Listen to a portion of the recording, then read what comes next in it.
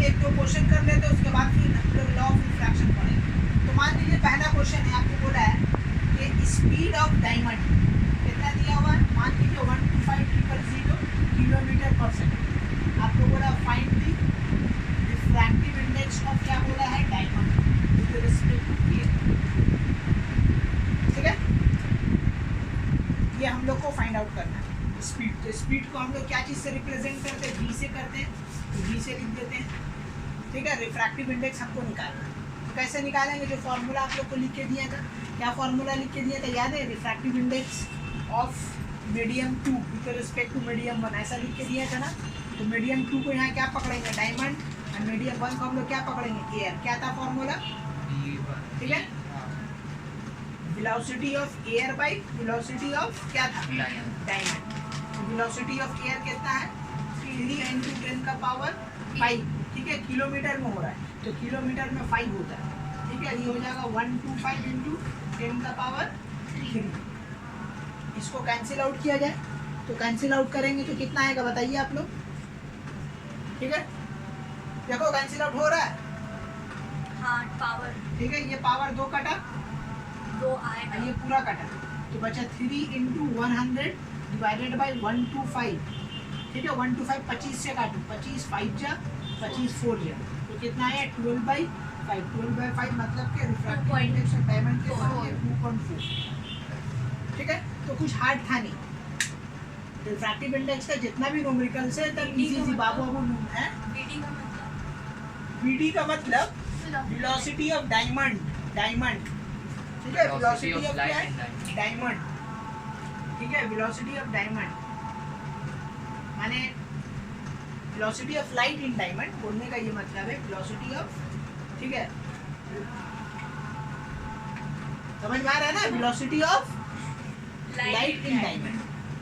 तो अगर मान लिया गया कि velocity of light in diamond है 125,000 किलोमीटर पर सेकंड, तो आपको रिफ्रैक्टिव इंडेक्स बताना उसका क्या होगा, तो इसे निकालिए।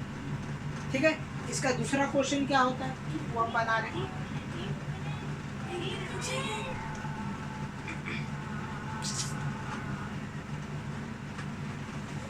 ठीक है, दूसरा क्वेश्चन क्या है आपका, कि मान लीजिए refractive index of water with respect to air दे दिया। आपको क्या बोला, refractive index of water with respect to air दे दिया, कितना 4/3। आपको बोला फाइंड दी, आपको रिफ्रैक्टिव इंडेक्स दिया, रिफ्रैक्टिव इंडेक्स ही फाइंड आउट करने बोला, खाली मीडियम चेंज कर दिया, विद रिस्पेक्ट टू वाटर से जगह यहाँ पे क्या बोल दिया, विद रिस्पेक्ट टू, यहाँ पे वाटर हो जाएगा, यहाँ पे एयर। 3/4 हो जाएगा रेसिप्रोकल। तो आपको क्वेश्चन क्या बोला है कि the refractive index of water with respect to air is 4/3, find the refractive index of air with respect to water. तो जब भी ऐसा रहेगा तो हम लोग क्या लगाते हैं, प्रिंसिपल ऑफ रिवर्सिबिलिटी का कॉन्सेप्ट लगाते हैं। तो प्रिंसिपल ऑफ रिवर्सिबिलिटी क्या बोलता है, ठीक है, according to principle of reversibility, okay, क्या होता है, refractive index of air with respect to water is the reciprocal of refractive index of water with respect to air. तो 1 क्या हो जाएगा 4/3, मतलब कि क्या हो जाएगा 3/4। तो कितना आएगा जी 0.7, कितना आएगा 0.75 आएगा। तो ये हो गया तुम्हारा रिफ्रैक्टिव इंडेक्स ऑफ एयर। जब भी ऐसा देगा दूसरा पूछेगा फट से पलट देगा। अगर इसमें बोल देता कि आपको ये,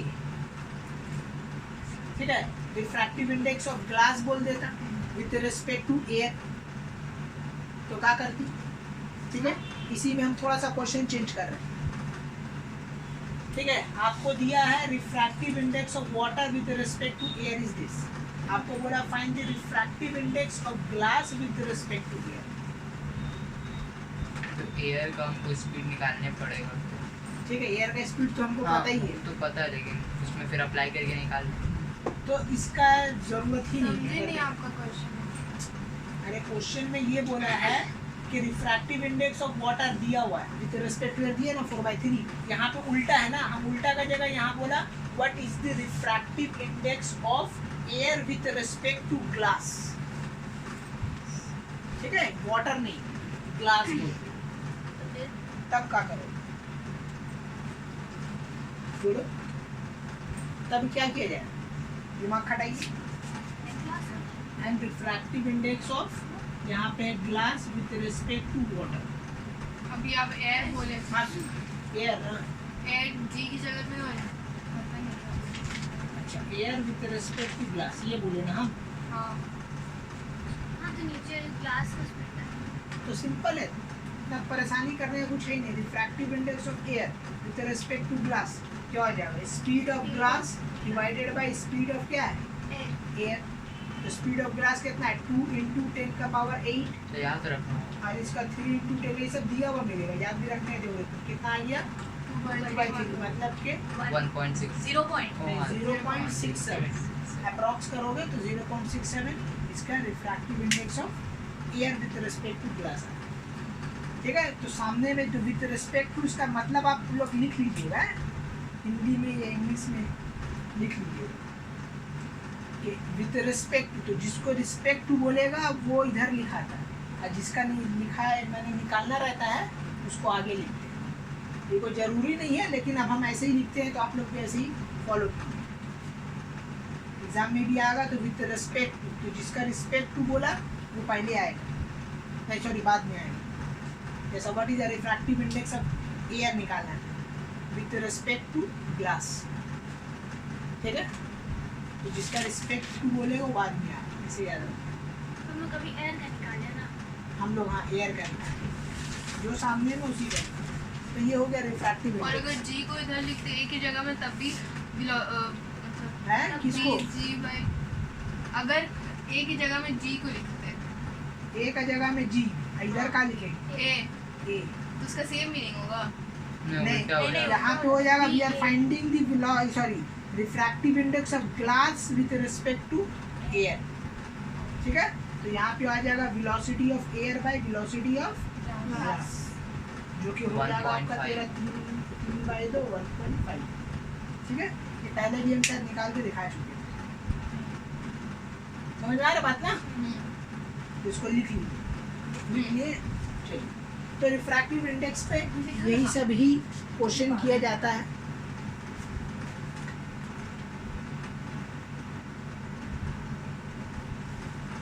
बेसिक क्वेश्चन यही सब ही आता है। और क्वेश्चन क्या करता है? आपको रिफ्रैक्टिव इंडेक्स दे देता है, आप बोलेगा what does it mean the refractive index, और बोल देगा water with respect to air is 4/3। What does it mean? समझे? क्वेश्चन में ऐसा भी आता है, जैसा भी हम लोग निकाला ना refractive index glass with respect to air, ऐसा इसमें क्वेश्चन आता है, दिखा दे।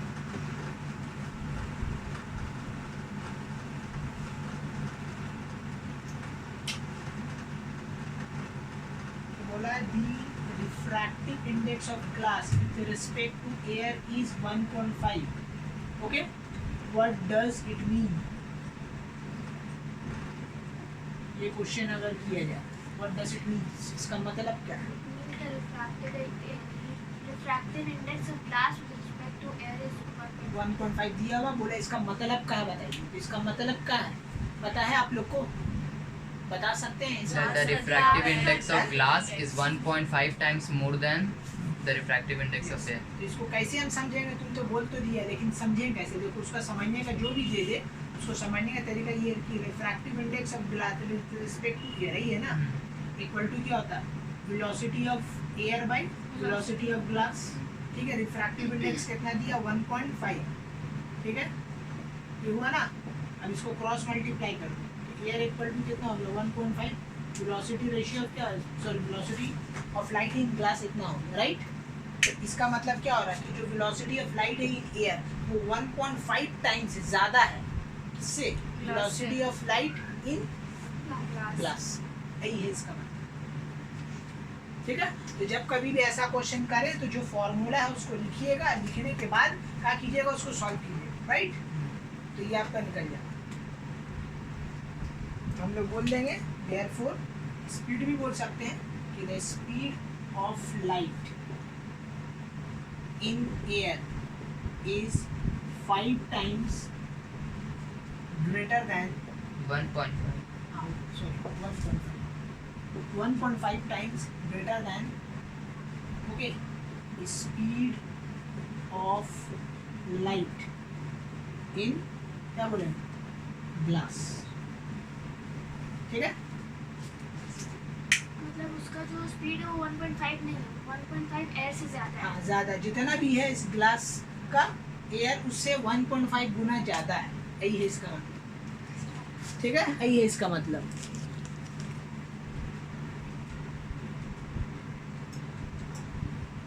ठीक है. चलो इसको लिख लो, मिटा दें. नहीं.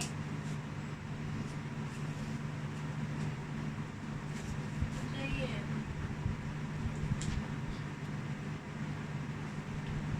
दिन तो करती है. अब हम लोग पढ़ते हैं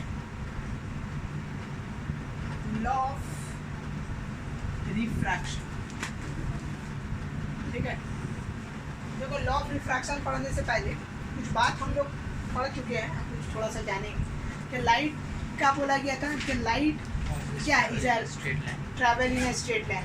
ठीक है. कोई ये बात बोला तो वो भी बात सही है. कोई बोला light travel in the form of wave, ये भी बात सही है. ठीक है. तो अगर मान लो कि light travel in a form of wave, अगर ये वेव फॉर्म में बन रहा है इस तरीके से,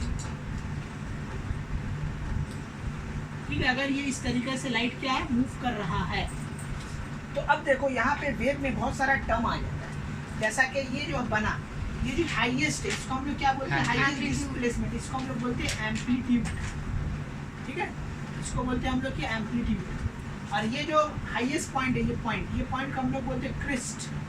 ये भी एक क्रिस्ट है, ये भी एक क्रिस्ट है. ये क्रिस्ट को थोड़ा सा और हम ऊंचा करेंगे. ओके.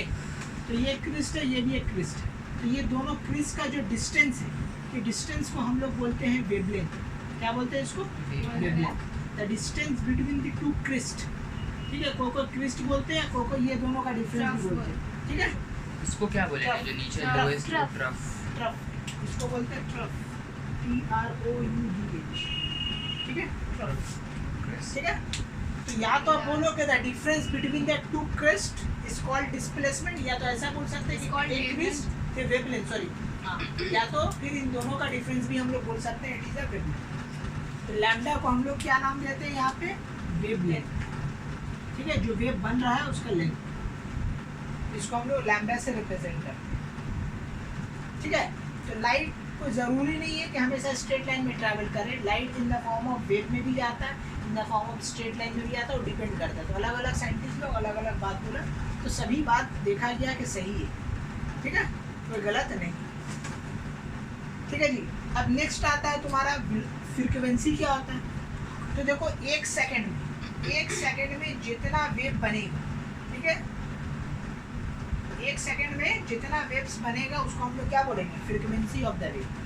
ठीक है. तो वेव बन रहा, लाइट चल रहा है, ऐसे ऐसे वेव बन रहा, तब एक सेकंड में जितना वेव बना वो क्या कहलाएगा, एक वेव फ्रीक्वेंसी. मतलब कैसे, एक ठीक ऊपर है. से हाँ नीचे? बता दे रहे. जैसा कि ये कंप्लीट वेव, मैंने ये एक आया, ये एक, इसको एक वेव बोला गया, this is one complete wave. फिर यहाँ से हुआ ये 2 हुआ. ठीक है. फिर यहाँ से हुआ ये 3 हुआ. तो इसका फ्रीक्वेंसी कितना हो गया, 3. इस वेव का 3. और उसका कितना है बोलो तो 1.5. 1.5. ठीक है. तो इसका फ्रीक्वेंसी हो गया 3. तो एक सेकंड में कंडीशन क्या है भाई, 1 सेकंड में, एक सेकंड में जितना वेव बन रहा है बनाएगा लाइट, वो कहलाएगा frequency of the wave. Okay. चलिए ये ड्रॉ कर. अब आते हैं हम लोग लॉ ऑफ रिफ्रैक्शन. तो देखो पहला लॉ क्या होता है, वेवलेंथ जो होता है ना वो डिपेंड करता है बाबू लाइट रेज. अलग अलग लाइट रेज का अलग अलग, ठीक है, तुम्हारा क्या होता है, वेवलेंथ होता है. लेकिन जो फ्रीक्वेंसी होता है वो तुम्हारा क्या होता है, फिक्स्ड होता है. It can not be change. ठीक है. तो पहला जो लॉ बनेगा यही बोलेगा, when refraction happen frequency of the light does not change. ठीक है. तो पहला पॉइंट हम लोग बोलेंगे कि when refraction happen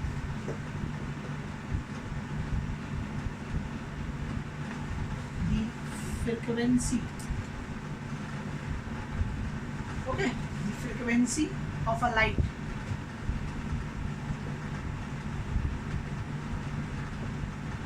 remain unchanged. ठीक है, does not change, जो लिखना है लिखो, कोई मैटर नहीं करता, does not change. पहला लॉ बोलिए. दूसरा लॉ क्या बोलेंगे, जो लॉ ऑफ रिफ्लेक्शन में था. रिफ्लेक्शन में क्या था जी, द नॉर्मल रे, इंसिडेंट रे, Lies on the same. ठीक है, reflected ray lie in the same रे. यहाँ भी वही है, दी नॉर्मल रे, हम शॉर्ट में लिखे, normal ray, incident ray and refracted ray lie on the same plane. ठीक है, ये बात याद रखिए. रिफ्रैक्टेड रे नहीं होगा वो तो रिफ्रैक्टेड ही रे, आर फॉर Reflected नहीं रिफ्रैक्टेड है, normal ray, incident ray and refracted ray. R for यहाँ पे रिफ्रैक्टेड है, नॉट रिफ्लेक्टेड. ठीक है, यहाँ पे रिफ्रैक्शन हो रहा है ना, इसी के लिए हम लोग बोलेंगे रिफ्रैक्टेड रे. ठीक है, refracted ray. Okay, lie on the same plane. ये है आपका दूसरा लॉ. अब तीसरा लॉ, मोस्ट इंपॉर्टेंट लॉ क्या है, कि eight any point of time, ठीक है, the product of, okay, eight any point of time, okay, the ratio of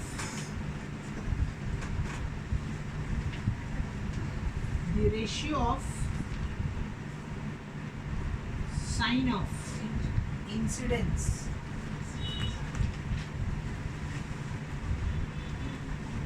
to the sine of refraction, okay, is a constant.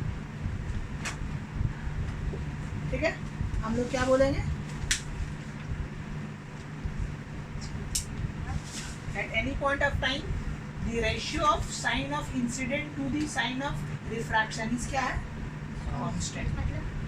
इसका मतलब पता है. ठीक है, इसका मतलब ये हो रहा है कि रेशियो साइन आई, साइन क्या माने, sine of angle, angle of incident, the sine of angle of क्या है, रिफ्रैक्शन. ठीक है, इज कांस्टेंट. ये आ जाएगा कांस्टेंट. ठीक है, तो ये कांस्टेंट को हम लोग यहाँ पे क्या बोलेंगे, रिफ्रैक्टिव इंडेक्स. कांस्टेंट है तो यहाँ पे आ जाएगा sine i by sine r, okay, equal to क्या हो जाएगा, रिफ्रैक्टिव इंडेक्स. तो ये जो एक फॉर्मूला बना, ये फॉर्मूला को हम लोग क्या बोलते हैं, ठीक है, इसको क्या बोलते हैं, बोलो, स्नेल्स लॉ बोलते हैं. This equation is known as Snell's law. ठीक है, SNELL, स्नेल्स लॉ. इसको हम लोग बोले स्नेल्स, माने जो law of refraction, it is nothing but Snell's law. Snell's law यही बोलता है कि the ratio sine i by sine r equal to refractive index. This is the third law of refraction. यही तीन लॉ है और नहीं. ठीक है, तो एट एनी पॉइंट ऑफ इसका टाइम, भी अलग से न्यूमेरिकल्स हो. हाँ, न्यूमेरिकल्स है, करेंगे हम लोग. ठीक है, वो इजी न्यूमेरिकल्स. ठीक है, ये थ्योरी में आता है कि what is right the law of refraction. तो यही 3 पॉइंट आप लिख सकते हैं. ठीक है, तो यही 3 लॉ पे बेस्ड है. अब हम लोग जानते हैं case where no refraction occur. ठीक है, कि कहाँ कहाँ पे रिफ्रैक्शन नहीं होगा. ज़रूरी नहीं है कि हर जगह रिफ्रैक्शन हो. एक तो कंडीशन तो हम लोग जाना कि जब मीडियम जो रहेगा डिफरेंट रहेगा तब रिफ्रैक्शन नहीं होगा. तो बहुत जगह ऐसा होता है कि मीडियम डिफरेंट होने के बावजूद भी क्या होता है, रिफ्रैक्शन नहीं होता. हम लोग कंडीशन में देखा था ना कि रिफ्रैक्शन होने के लिए मीडियम का चेंज होना क्या है, ज़रूरी है. जब तक कि मीडियम चेंज नहीं होगा तब तक के रिफ्रैक्शन नहीं होगा. लेकिन अब यहाँ पे एक ऐसा केस मिलेगा, एक मीडियम तो आपको डिफरेंट है, सेम नहीं है, बट फिर भी रिफ्रैक्शन क्या हो रहा है, कौन सा केस है, बस वही केस जानेंगे. चलिए इसको मिटाते हैं.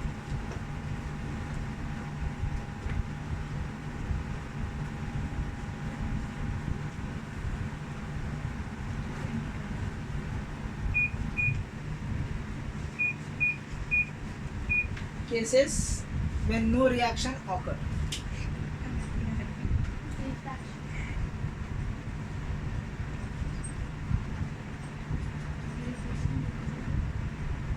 रिफ्रैक्शन ऑकर कहाँ पे नहीं होता। देखो पहला कैसे याद रखना कि जब कभी भी ये जो इंसिडेंट रे है, ठीक है, एक इंसिडेंट ऐसे आता है, एक ऐसे आता है, एक ऐसे आता है, बहुत सारा इंसिडेंट, लेकिन जब कभी भी इंसिडेंट रे, ठीक है, नॉर्मल हो जाए किसके ऊपर, नॉर्मल रे के ऊपर, ठीक है, नॉर्मल रे के ऊपर ना। ठीक है, माने whenever the incident ray normal to this interface, माने ये इंसिडेंट रे ऐसा है, अब मान लो सीधा है, ठीक है, तो जब कभी भी मीडियम दूसरा है, ये मीडियम 1 है, ये मीडियम 2 है, दोनों ट्रांसपेरेंट मीडियम, लेकिन जब कभी भी कौन सा रे, इंसिडेंट रे क्या हो जाए, परपेंडिकुलर हो जाए, ठीक है, सरफेस के ऊपर, ट्रांसल्यूशन मीडियम में नहीं होता है नहीं, ठीक है, हम तो देखा है ना कि रिफ्रैक्शन होने के लिए मीडियम का डिफरेंस, यहाँ मीडियम डिफरेंट होगा, लेकिन ये ऐसा केस है जहाँ पे मीडियम तो डिफरेंट है मगर रिफ्रैक्शन नहीं हो रहा, क्यों, क्योंकि जो इंसिडेंट रे वो क्या हो रहा है, नॉर्मली, तो जब कभी भी नॉर्मल होगा तो ये अनडेविएटेड हो जाएगा, यानी ये डेविएट हो गई, ठीक है, like that, no bending. Refraction क्या होता है, bending of light when it goes from one transparent medium to another, लेकिन यहाँ पे ठीक है मीडियम चेंज होने के बावजूद भी नो बेंडिंग हो, क्यों, क्योंकि इंसिडेंट रे क्या हो गया, परपेंडिकुलर हो गया, यहाँ से नॉर्मल रे, तो अब देखो नॉर्मल के ऊपर हुआ। हाँ माने ये इंसिडेंट नॉर्मली हो गया, तो हम लोग बोल सके when the light rays perpendicular to the surface. तो पहला केस याद रखिएगा, पहला केस क्या है, पहला केस है कि व्हेन दी लाइट रेज, ये इंसिडेंट रेज बोल सकते हैं, incident ray okay perpendicular to the क्या हो जाएगा, इंटरफेस, इंटरफेस के ऊपर अगर परपेंडिकुलर हो जाए, इंटरफेस में सरफेस था, सरफेस, ठीक है, तो नो रिफ्रैक्शन ऑकर होगा ही नहीं, ठीक है,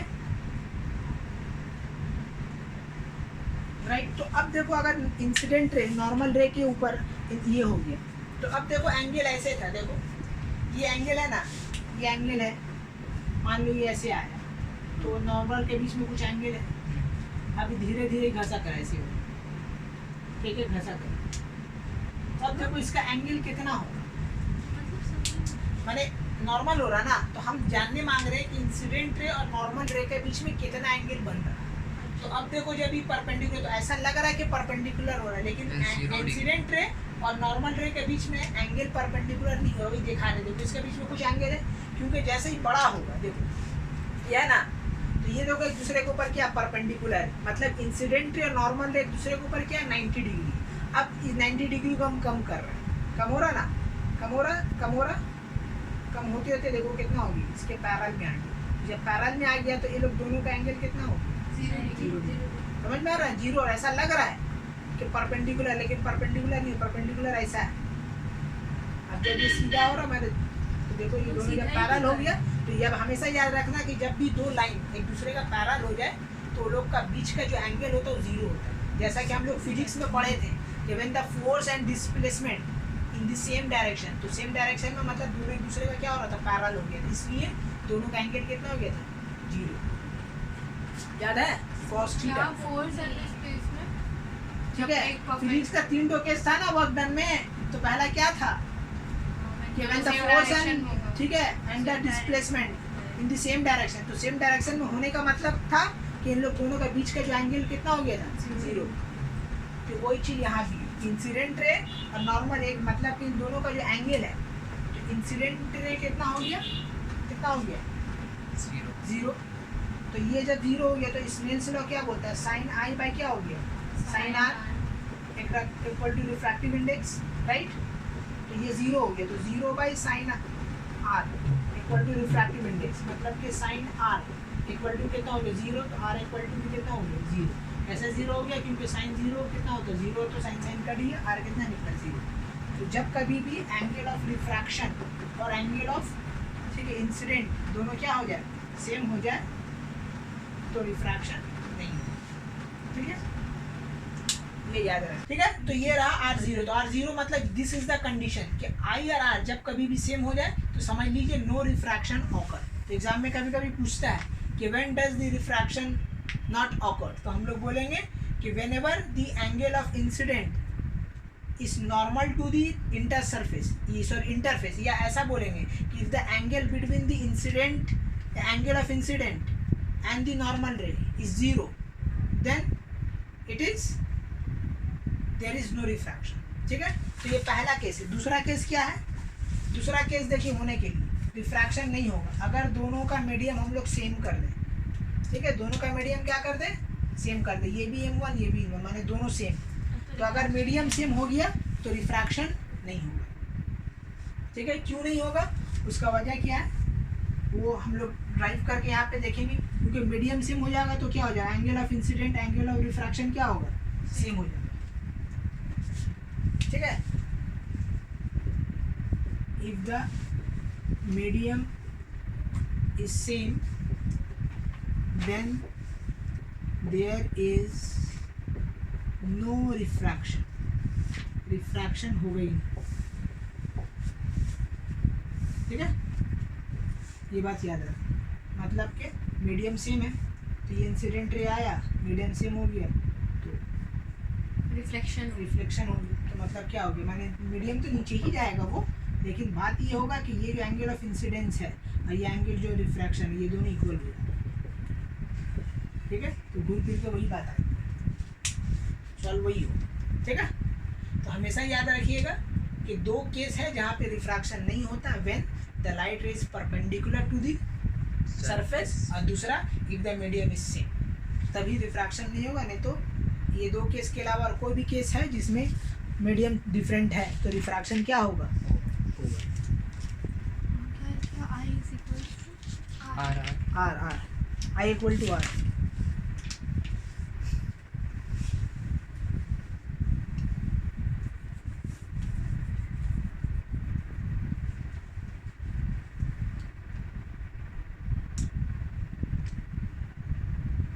ठीक है, चलो अब एक हम लोग लाइट रेस को ग्लास स्लैब से पास करते हैं, देखते हैं क्या क्या उसमें रिफ्लेक्शन होता है. क्योंकि ग्लास के अंदर पानी भी है, माने 3 मेरा ट्रांसपेरेंट मीडियम एक साथ आ जाएगा. ठीक है, उसके बाद देखेंगे कि लाइट रे कहाँ से निकले. ठीक है, तो अगर कोई ग्लास स्लैब है और हम लोग क्या कर रहे हैं, उससे लाइट पास कर रहे हैं, तो देखते हैं क्या क्या उसमें होगा. ठीक है,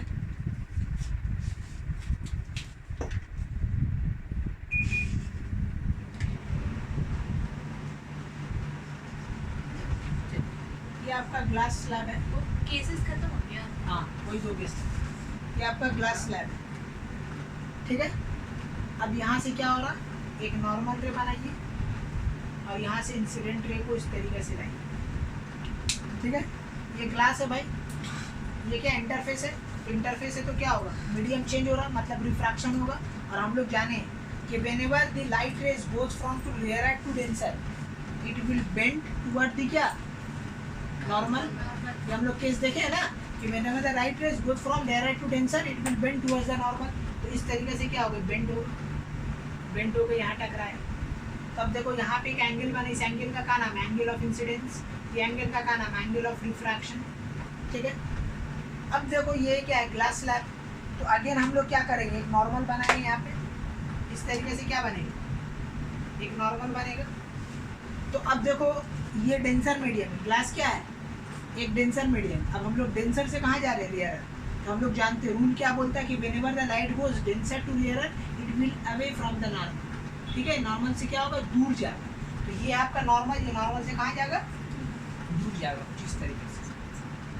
ठीक है, अब यहाँ पे गया तो अब देखो यहाँ भी एक एंगल बन रहा है, दिख रहा है आपको, ये एंगल बन रहा है.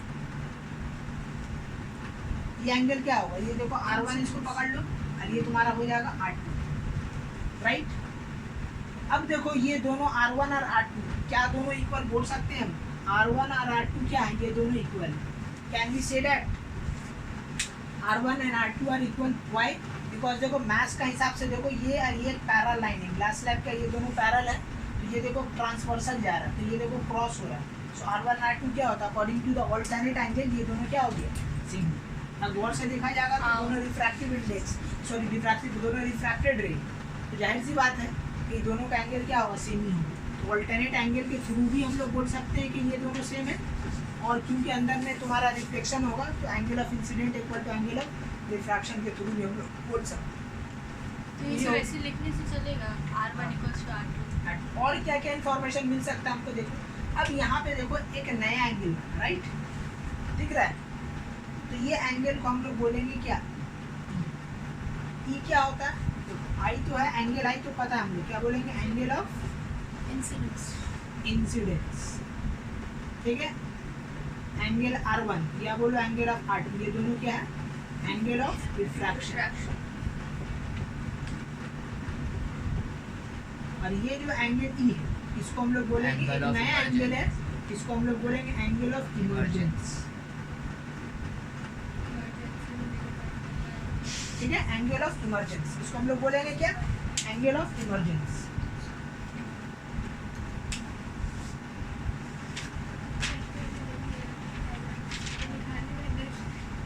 एंगल ऑफ इमर्जेंस, इसको हम लोग बोलेंगे angle of emergence. This angle is known as angle of क्या है, इमर्जेंस।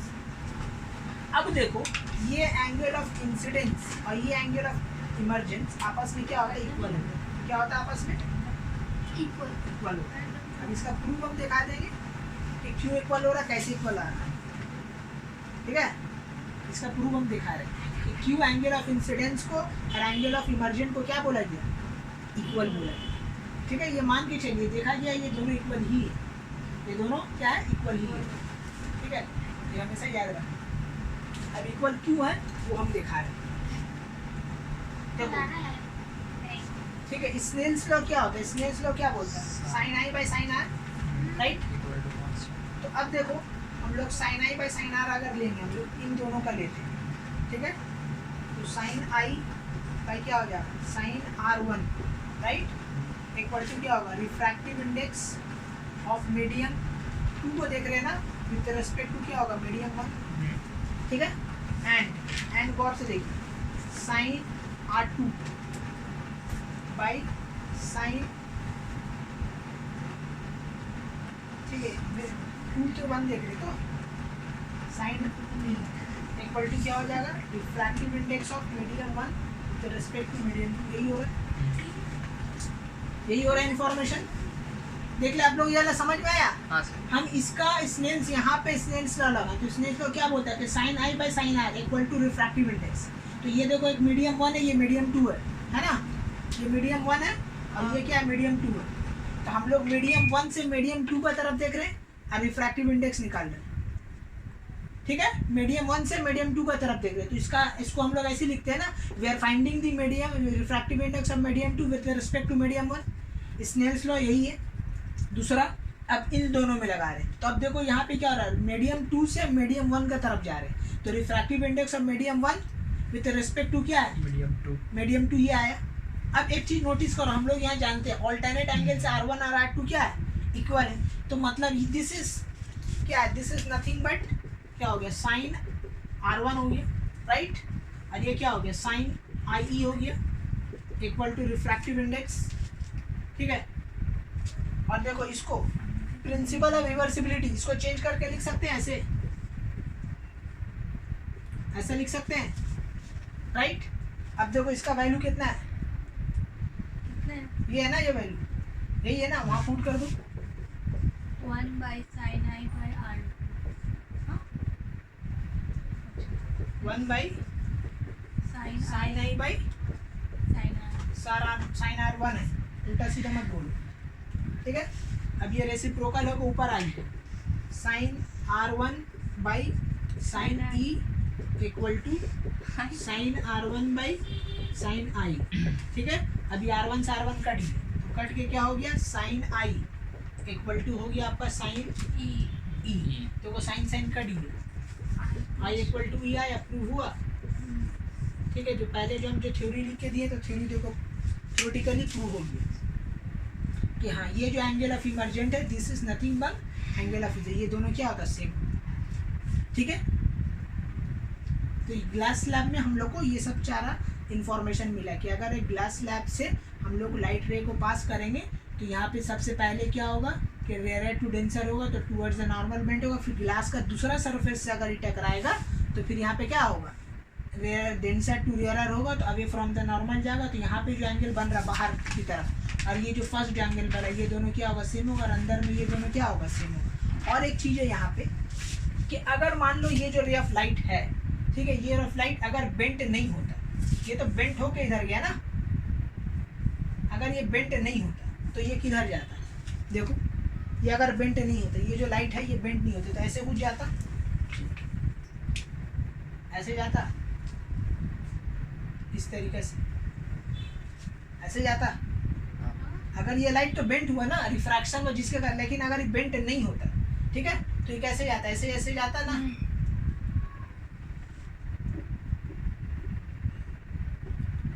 ऐसे जाता, राइट। तो अब देखो ये दोनों के बीच में एक स्पेस आ रहा, दिख रहा है? ये दोनों के बीच में क्या आ रहा? एक स्पेस आ रहा है। इस स्पेस को हम लोग बोलते हैं लैटरल डिस्प्लेसमेंट। क्या बोलते हैं? Lateral displacement. इसको हम लोग बोलते हैं लैटरल डिस्प्लेसमेंट। तो लैटरल डिस्प्लेसमेंट होता क्या है, अगर इसका डेफिनेशन हम लोग बोलना चाहेंगे, ठीक है, तो कुछ इस तरीके से बोलेंगे, the emergent ray is laterally displaced. नहीं ऐसा बोलना ठीक नहीं रहेगा। लैटरल डिस्प्लेसमेंट बोलेंगे the path of the incident ray in absence of air. नहीं, the perpendicular distance between the emergent ray and the direction of incident ray is called lateral displacement. ये बोलना ठीक रहेगा। क्या बोलेंगे? The perpendicular distance between the, देखो ये दोनों परपेंडिकुलर है ना, ये दोनों लाइट क्या हो रहा है, एक दूसरे के ऊपर पैरेलल हो रहा है, लेकिन ये एंगल जो बन रहा है कितना बन रहा है? 90 बन रहा है। तो इसी के लिए हम लोग बोलेंगे क्या कि the perpendicular distance, okay, between the path of emergent and the direction of incident produce forward is called lateral displacement. ठीक है, तो यहाँ पे इतना सारा इन्फॉर्मेशन हम लोग को मिला। तो एग्जाम में कभी कभी आता है कि लैटरल डिस्प्लेसमेंट क्या होता है, ठीक है, आप बताने तो आप बता दीजिएगा डायग्राम बना के कि द परपेंडिकुलर डिस्टेंस, ठीक है, between the path of the emergent and the direction of incident produce forward is called lateral displacement. ठीक है, लिख लीजिए इसको। यानी इमर्जेंट रे और इंसिडेंट रे पैरेलल है आपस।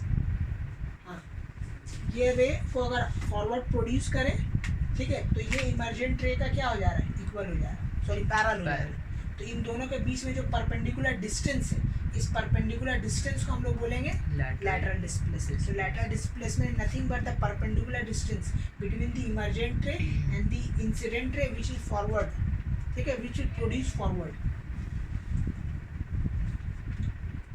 ओके, तो आइए अब इसमें बहुत सारा बेस करके बहुत सारा न्यूमेरिकल्स है। न्यूमेरिकल से मतलब कि रे डायग्राम है, एग्जाम में आता है बनाने, तो हम लोग बनाएंगे 1 by 1 करके।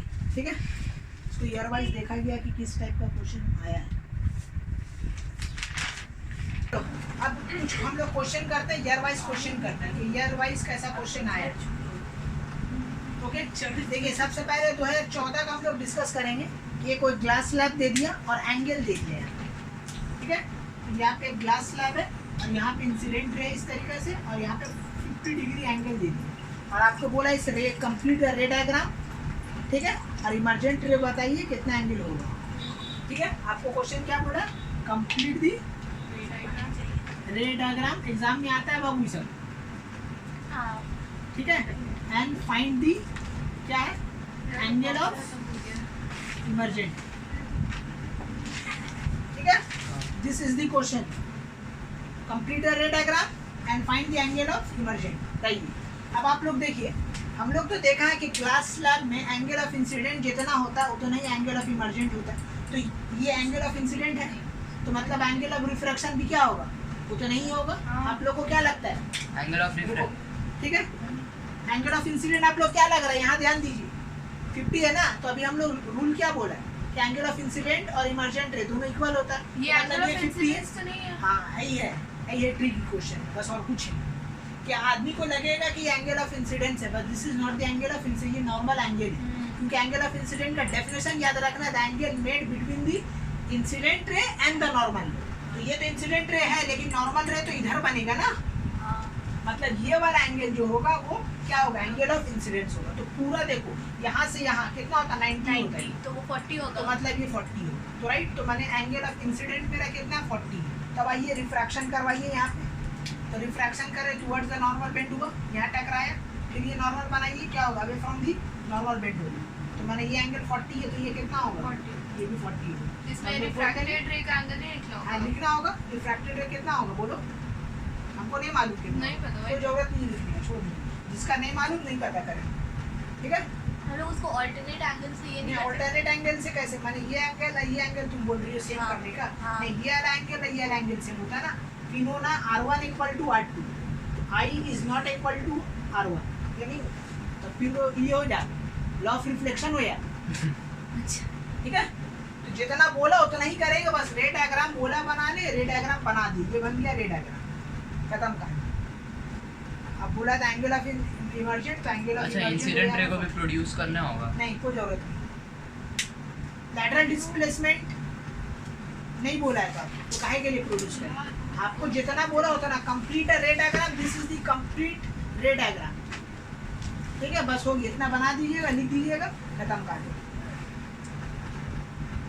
ओके। ये प्रिंसिपल ऑफ रिवर्सिबिलिटी के कारण भी ये दोनों इक्वल हो रहा है, ऐसा भी बोल सकते हैं आप, ठीक है। यहाँ पे ऐसा लग रहा है कि प्रिंसिपल ऑफ रिवर्सिबिलिटी सिर्फ रिफ्रैक्टिव इंडेक्स में नहीं, यहाँ भी होता है, कि यहाँ भी 40 डिग्री है, तो ये जो एंगल निकलेगा 40 डिग्री प्रिंसिपल ऑफ रिवर्सिबिलिटी के कारण ही है। इसमें लिखेंगे क्या, कुछ लिखना नहीं, सिर्फ डायग्राम बना। ठीक है, डायग्राम बना देना बस, ठीक है। तो यहाँ पे लिख देंगे according to the principle of reversibility angle i and angle e are same, तो दिस इज, ठीक है। ये पहला क्वेश्चन,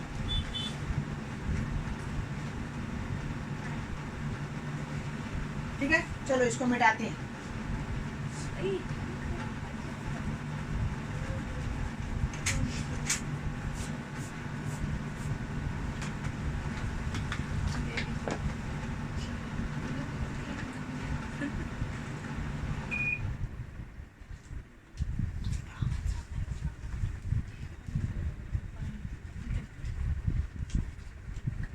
दो 2014 में ये क्वेश्चन आया, और क्या क्वेश्चन है 2019 में क्या आया, ये प्रिंसिपल ऑफ रिवर्सिबिलिटी को बेस्ड, देखो यहाँ क्वेश्चन, अच्छा क्वेश्चन है।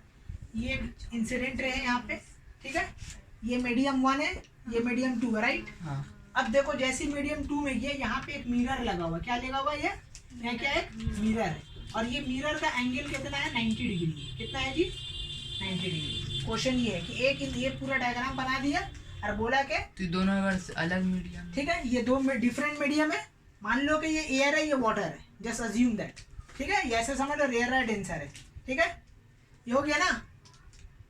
तो अब देखो तुमको बोला है कि कंप्लीट है रे डायग्राम, कि अगर कोई रेयर टू डेंसर जा रहा है और डेंसर मीडियम हम लोग क्या रख दिए, मिरर रख दिए, तो मिरर की ओपेक मीडियम है, तो ओपेक मीडियम होने के कारण क्या होगा, रिफ्लेक्शन होगा। तो रिफ्लेक्शन क्या बोलता है कि angle of incident equal to क्या होगा, एंगल ऑफ रिफ्रैक्शन। तो मानी जितना एंगल में आया है उतना ही एंगल में क्या हो जाएगा, रिवर्स बैक हो जाएगा, ठीक है। तो जब कभी भी याद रखना कि कोई भी लाइट रे, ठीक है, पानी में जा रहा है या कोई भी दूसरा मीडियम में जा रहा है, और जाने के बाद उसके अंदर मिरर लगा हुआ और 90 डिग्री एंगल में जा रहा है, तो ठीक है, तो वो रिफ्लेक्ट बैक उतना ही होगा, क्योंकि हम लोग देखा है कि कोई भी रे ऑफ लाइट क्या होता है, जब नॉर्मल ही होता है तो अनडेविएटेड होता है, वो डेविएट नहीं करेगा। तो जितना एंगल में आया उतना एंगल में क्या हो जाएगा, रिफ्लेक्ट बैक हो जाएगा। नहीं 90 डिग्री मान लिया गया, ठीक है, मान लिया गया। क्योंकि ये सरफेस पे परपेंडिकुलर आ रहा है ना, सरफेस पे 90 डिग्री पड़ रहा। तभी हम लोग देखे थे there is a case when there is no reflection, when the light ray is क्या था, परपेंडिकुलर टू द सरफेस, तो सरफेस पे परपेंडिकुलर पर जिस एंगल में आया उसी एंगल में क्या हो गया, रिफ्लेक्ट बैक हो गया।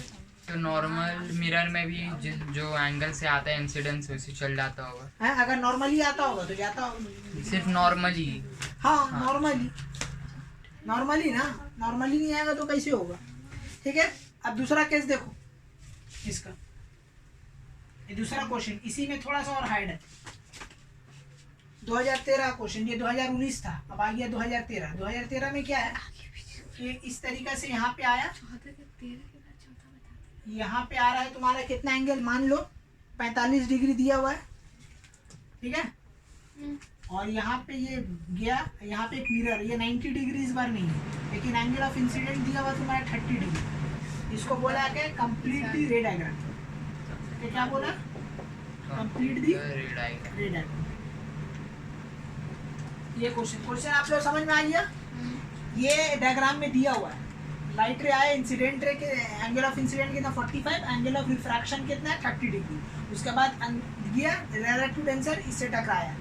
मान लो ये वाटर है, okay, this is the water. तो वाटर के अंदर एक मिरर रखा हुआ है, टकराया। अब टकराने के बाद बोल रहा है कि लाइट रे कहाँ से निकलेगा, ये बताइए, किधर जाएगा, नहीं जाएगा, इसको कंप्लीट उसका करना एंगल ही बताया कि कितना नहीं। एंगल में बस इतना ही दिया हुआ, माने 90 नहीं है ये एंगल है, मैंने कुछ नहीं दिया, मतलब कि 90 नहीं। अगर 90 रहता तो फिर सेम भाग जाता, लेकिन 90 नहीं है। 90 के अलावा कोई और 84 हो सकता है, 60 हो सकता है, 30 क्या है आई डोंट नो। तो चलिए इसको कंप्लीट पूरा रे डायग्राम हम बनाते हैं, ठीक है। चलो इसी को मिटा के हम करते हैं।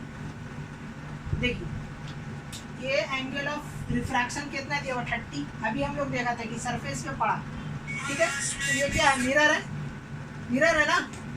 तो मिरर से जब भी टकराता है तो क्या होता है, रिफ्लेक्शन होगा।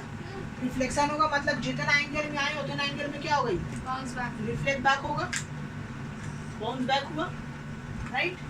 कितना एंगल में आ रहा है 30 में। अब देखो यहाँ पे रिफ्लेक्शन हो रहा है, तो ये एंगल कितना होगा 30 होगा, ये एंगल कितना होगा।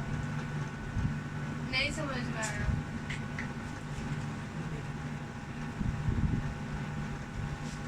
ये यहाँ पे इंसिडेंट रे आया, ये मिरर से टकराया, ठीक है। टकराने के बाद अब ये तो तुम्हारा क्या वाटर है ना, हाँ। ये तो वाटर है। तो अब देखो ये कितना एंगल है 30 डिग्री। यहाँ पे नॉर्मल बनेगा, नॉर्मल बनेगा, तो हाँ। नॉर्मल बना। तो अब देखो ये क्या होगा, रिफ्लेक्ट बैक होगा। हाँ। क्यों होगा, क्योंकि ये भी डेंसर मीडियम और टकराने के बाद भी कहाँ जा रहा है, डेंसर मीडियम। तो जब भी दो डेंसर मीडियम माने दो सेम मीडियम रहेगा, रिफ्लेक्शन होगा। तो रिफ्लेक्शन होगा तो एंगल ऑफ इंसिडेंट और एंगल ऑफ रिफ्रैक्शन कितना होगा, सेम होगा। ये भी 30, ठीक है। रिफ्लेक्ट बैक हुआ, तो अब देखिए ये भी कितना होगा, उतना ही एंगल में जाएगा। 30 यहाँ गया, ये यहाँ जाके टकराया। अब यहाँ बनाओ नॉर्मल, राइट। तो अब देखो ये लाइन क्या पैरेलल, माने ये 30 है तो ये भी कितना होगा, सब 30 हो जाएगा। 30। हाँ ये भी 30 होगा ना। कौन लाइन और कौन लाइन पैरेलल है?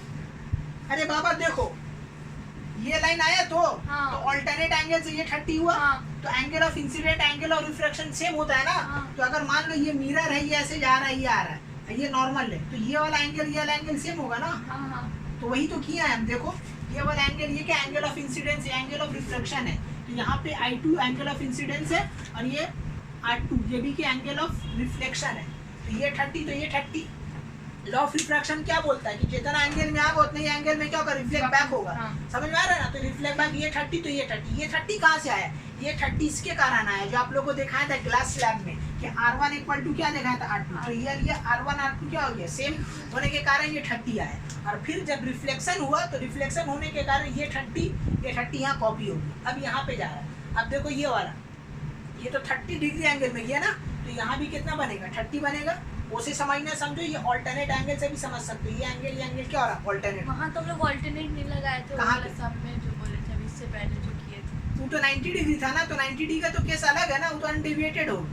ये तो 90 डिग्री नहीं, 90 डिग्री में तो ये खेला है कि आपको ये समझना होगा। नॉर्मल में बनाइए, जहाँ रिफ्लेक्शन और angle of incident angle reflection को सेम कीजिए, ठीक है। और दूसरा कारण है सेम करने का ऑल्टरनेट वे। तो ऑल्टरनेट एंगल से ये दोनों सेम हो गए, ये 30 सेम हो गया। अब सवाल ये उठता है कि ये एंगल कितना होगा, ये एंगल पता करना है, ये एंगल कितना होगा, बस खेल खत्म होगा। तो according to the principle of reversibility यही बोलता है कि अगर ये 45 डिग्री एंगल में पानी में ढुका है तो पानी से निकलेगा भी कितना एंगल, 45। यहाँ पे प्रिंसिपल ऑफ रिवर्सिबिलिटी का कॉन्सेप्ट हुआ। यहाँ पे कोई एंगल ऑफ इंसिडेंस इक्वल नहीं हुआ। यहाँ पे प्रिंसिपल ऑफ रिवर्सिबिलिटी का कॉन्सेप्ट लगा कि लाइट जितना एंगल में डूबा था, ठीक है, रेयरर डेंसर मीडियम से टकराने के बाद वापस से जब वो रेयरर मीडियम में जाएगा तो रेयरर मीडियम में जो एंगल बनेगा वो दोनों सेम, ठीक है। ग्लास स्लैब में जैसा आप लोगों को दिखाया था ना ये वाला, कि मान लीजिए यहाँ से एक लाइट रे आया, ठीक है, यहाँ गया फिर यहाँ आया, तो ये वाला एंगल, ठीक है, और ये वाला एंगल क्या हो गया था, सेम हो गया था। तो कोई लॉजिक यहाँ भी, लेकिन यहाँ घूम के वही बोला, इसी के लिए इसको बोला गया प्रिंसिपल ऑफ रिवर्सिबिलिटी। तो जितना एंगल आया उतना एंगल, ठीक है। ये एग्जाम में आता है इस टाइप का डायग्राम। हो सकता है यहाँ 45 दिया, हो सकता है यहाँ 30 दे दे, तो जो भी होगा आपको हिसाब से बनाना होगा। समझ में आ रहा बात ना? अगर मान लीजिए यहाँ 50 दे दिया, ठीक है, यहाँ दे दिया 20, तो मतलब यहाँ जो भागेगा वो कितना होगा 50 होगा, और अंदर में जितना होगा सब 30 होगा, मैंने 20 होगा। मतलब ऐसे ही दे देंगे, सब बैठा देंगे। हाँ यही लॉजिक लगेगा, तो लॉजिक चेंज नहीं हो सकता, अंदर में अंदर का एंगल, बाहर में हाँ। बाहर का। लॉजिक चेंज नहीं हो सकता, इंटीरियर क्योंकि ये थ्योरी है, theory can not be change. कि ये मिरर है, मिरर से टकरा रहा है, दिस इज मिरर, ये मिरर से टकरा रहा है, तो मिरर से टकराने के बाद लॉ ऑफ रिफ्लेक्शन को फॉलो करेगा, एंगल ऑफ इंसिडेंट नहीं होगा जितना एंगल ऑफ रिफ्लेक्शन, ठीक है। तो इस टाइप का डायग्राम एग्जाम में आता है। और क्या एग्जाम में आता है, बोलता है कि which colour of the spectrum light spectrum, ठीक है, शिफ्ट मोस्ट, कौन से ज़्यादा जो होता है सबसे ज़्यादा लाइट जो मोस्ट क्या करेगा, शिफ्ट करेगा। मतलब कि देखो आगे हम लोग पढ़ेंगे कि एक प्रिज्म से अगर कोई वाइट लाइट ट्रांसफर होता है ना, तो 7 कलर्स में कन्वर्ट होता है, जिसको हम लोग वेबजीवर बोलते हैं। तो ही बोल रहा है कि कौन सबसे ज़्यादा क्या होगा, डेविएट करेगा, शिफ्ट करेगा सबसे ज़्यादा मोस्ट। तो याद रखना, जिसका वेवलेंथ कम है वो सबसे ज़्यादा क्या करेगा, शिफ्ट करेगा। रेनबो एक प्रिज्म है। हाँ, प्रिज्म से पास करने के बाद बनता है, प्रिज्म नहीं, प्रिज्म से पास करने के बाद बनता है, आप देखते हैं ठीक है।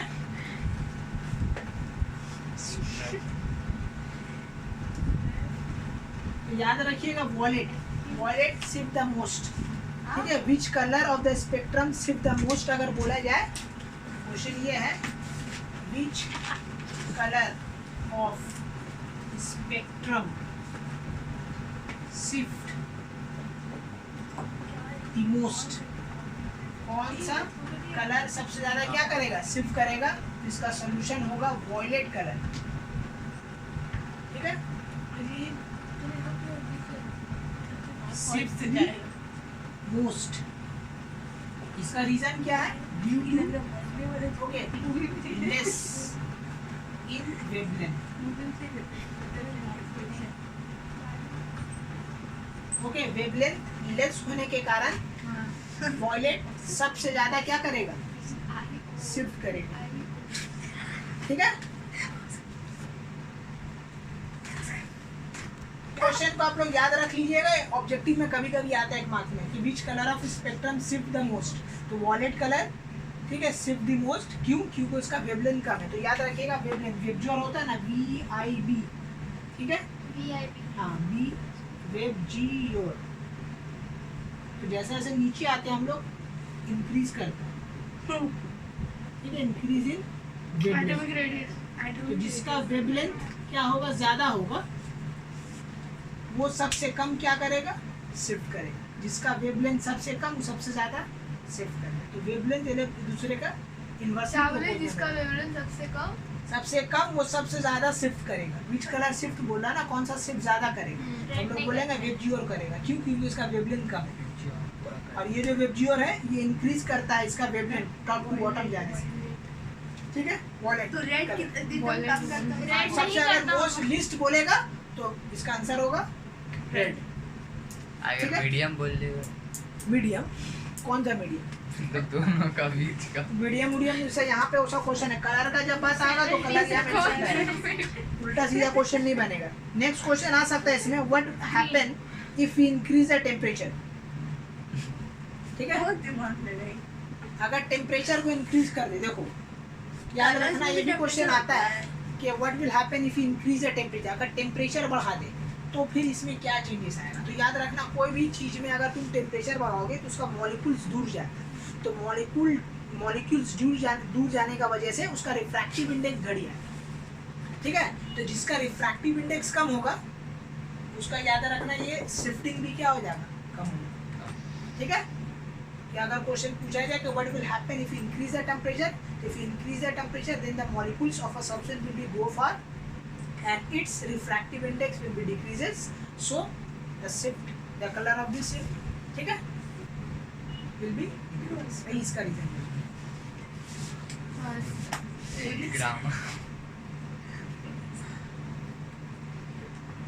तो यही सब क्वेश्चन आता है हम लोग का, जो पहला जो ये था एक्सरसाइज में, यही सब क्वेश्चन आता है कि लाइट का लॉ हुआ, बहुत सारा रे डायग्राम हुआ, रिफ्रैक्टिव इंडेक्स हुआ, ये सब सारा जितना क्वेश्चन है हम करवा दिए। तो यही सब रिलेटेड क्वेश्चन आता। और आगे नेक्स्ट टॉपिक जो हम लोग पढ़ेंगे, क्या पढ़ेंगे, एंगल ऑफ डेविएशन क्या होता है, क्रिटिकल एंगल क्या होता है। नेक्स्ट हम लोग का टॉपिक ये रहेगा। ठीक है, चलिए आज के लिए यहीं तक।